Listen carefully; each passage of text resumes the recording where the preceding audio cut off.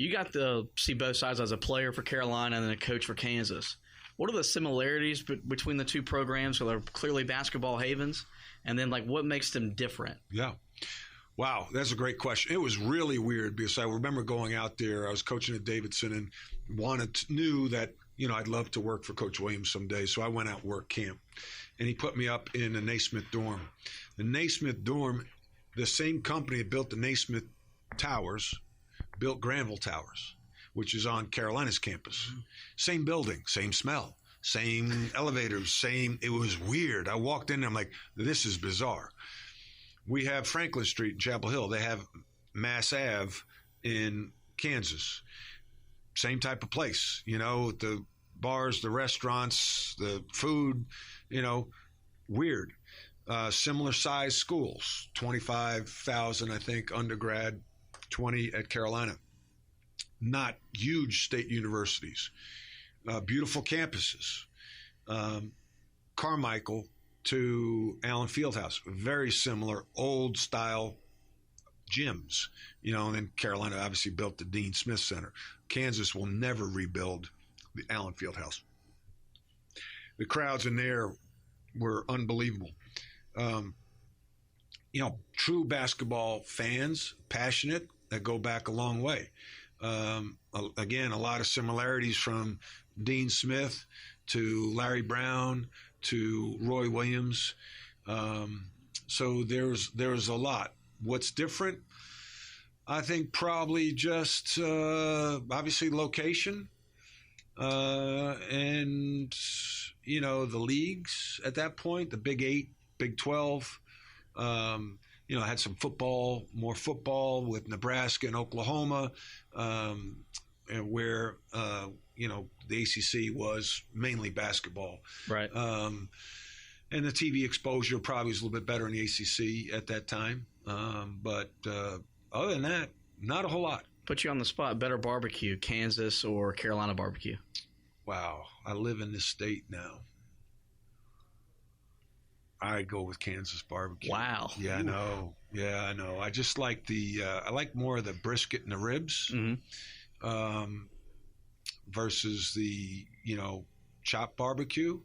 And I also throw in the Texas barbecue. I was in Dallas for 6 years, so I may have just lost some fans with that comment, but I speak the truth.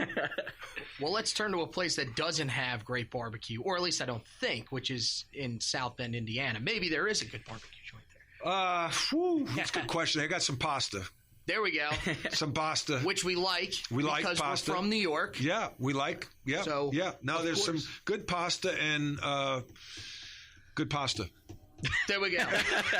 There we go. Well, you were on the sidelines there for years, the head coach. Yep. Tell us a little bit about that experience. I mean, you were very successful, especially for Notre Dame standards in your year there. How exciting of an experience was that for you to be the head honcho of a team that was in the Big East at the time? That was probably my most fun year coaching, looking back, because being an Irish Catholic kid, I remember my mother, the day of the press conference, I flew my parents out, and we're walking on campus. It was a beautiful day, April 1st. Sun was shining off the Golden Dome. My mother leans into me. She says, if you couldn't be a Catholic priest, being the head coach at Notre Dame is a close second. True story. Okay? And she meant it. By the way, the next day after I put him on the plane, the clouds came over and the temperature dropped about 30 degrees and it was freezing. And I'm like, what the heck's going on? They said, this is lake effect. No one told you about the lake effect? I'm like, what are you talking about? Well, Lake Michigan is like 10 miles away as the crow flies. So anyway, I love the guys that we had there. Mm-hmm. Matt Carroll played for the Hornets. Right. Was with Matt at the draft show the other night. Mm-hmm. Troy Murphy, who was an All-American at Notre Dame.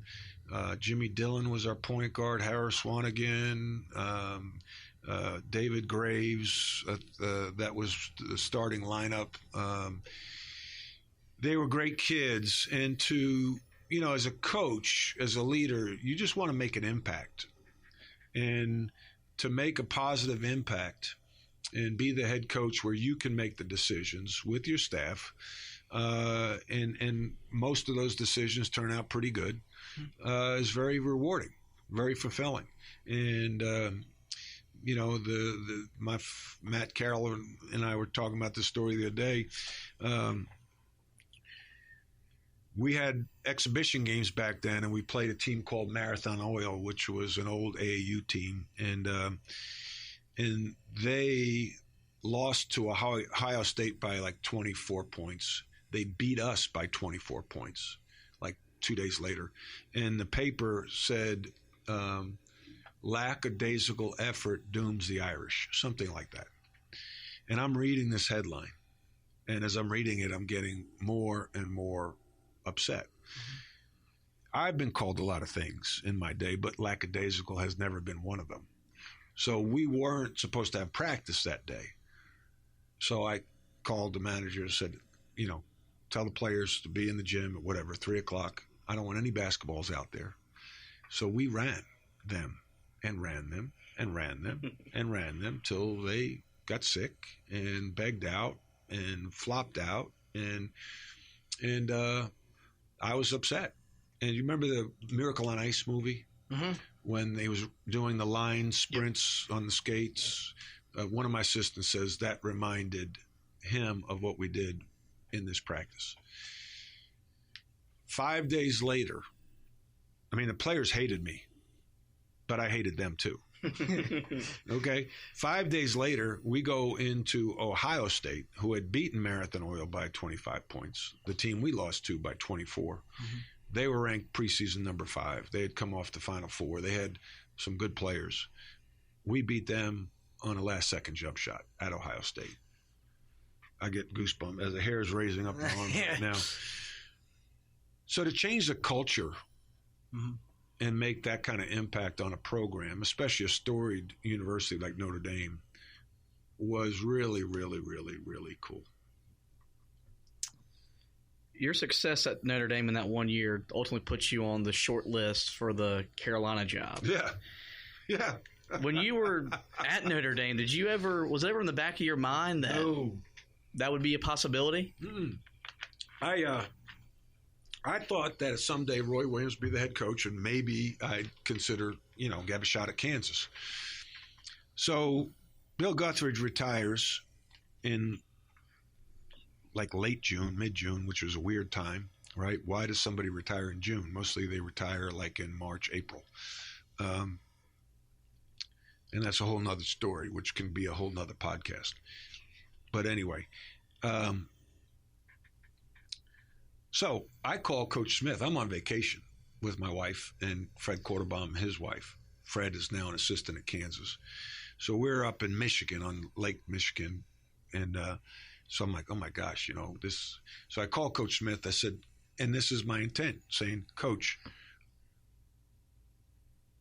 when Kansas calls, if Kansas calls, what should I do? That's what I said to him. If Kansas calls.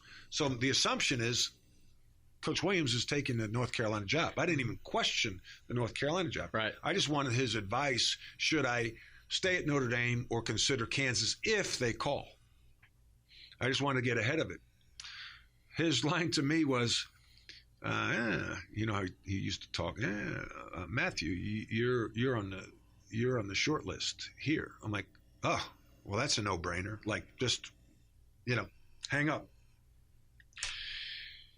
Like, I didn't even really think that was going to happen at all, right? Mm-hmm. Like a week later, I'm in his office talking to him about being a head coach at North Carolina because Roy Williams turned it down. And he said to me, so, Matthew, what do you think about taking this job? I said, Coach, I gotta talk to my wife. I got, and typical Coach Smith, he said, just last week you told me it was a no-brainer. Right. Yeah. True story. Yeah. True story. Wow. Yeah. So then you go and you get on campus, you take the job, of course. I imagine for you that was just, life-changing to be able to coach where you had played. Yeah, it was – the whole timing of it was not good because, again, it was the end. I took the job July 11th, I think was my first day. That's in the middle of recruiting. Right. Recruiting started like July 5th or 10th or 9th or something like that. The first couple of days of recruiting, I was out with a Notre Dame shirt. And all of a sudden, I'm going out with the North Carolina shirt. But the biggest impact, and this goes into another episode, which we could discuss, talking about, but a whole leadership, which is the reason I've become passionate about leadership, is because of this experience I had at North Carolina. I told the athletic director I was going to bring my own staff with me. And I asked him if it was okay. He said yes.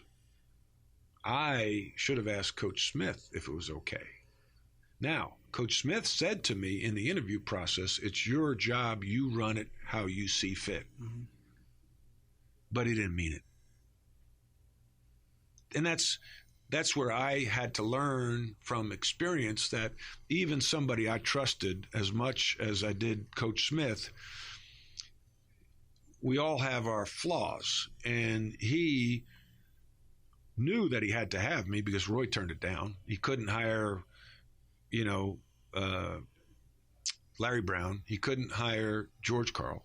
So if he didn't hire me, he had to hire somebody who was not a Carolina former player or coach. Right. So he told me kind of what I wanted to hear. So I thought it was okay if I brought my own staff, but it wasn't okay. And that hurt Coach Smith. And he let it be known that it hurt him. And that really got me off on the wrong foot in the organization with former players and the secretaries and things like that. Because he was quoted in the paper saying that after my press conference that it felt like a funeral because Pat Sullivan, Phil Ford, and Dave Hanners were not retained. I got credited with firing them. I said, how do you fire people you never hired?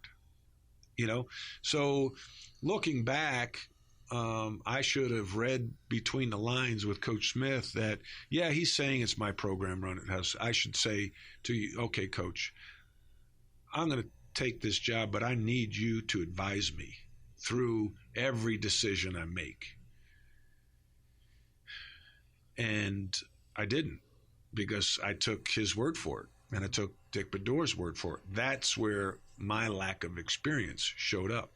So I bring in my own staff, and it creates a lot of dissension within the family, and it makes the transition tough on everybody.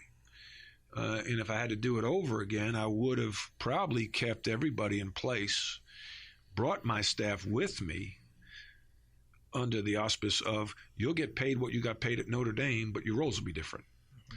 Now, you don't have to come, but I'm not going to leave you out in the cold. Right. And they might not have liked that. Right.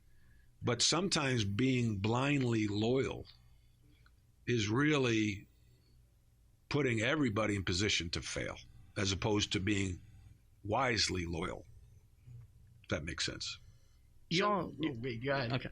You also had some really great times while you were coaching Carolina. Oh, yeah. You won at Cameron in your first year there. You had the 18-game win streak. You get the #1 ranking in the country. And then you bring in that loaded 2002 class. Yeah. Which from what I showed you, when you took the job, you said, look, we're going to be good, but we got to get some more talent in here to get where we're going to get to. Yeah. Talk about that class you brought in. Well, first of all, that first year was fun. We had a talented team, and probably two of the most important players on that roster were football players, and Ronald Curry and Julius Peppers. Mm-hmm. Because without them joining the team at the end of December, we don't go on that 18-game winning streak.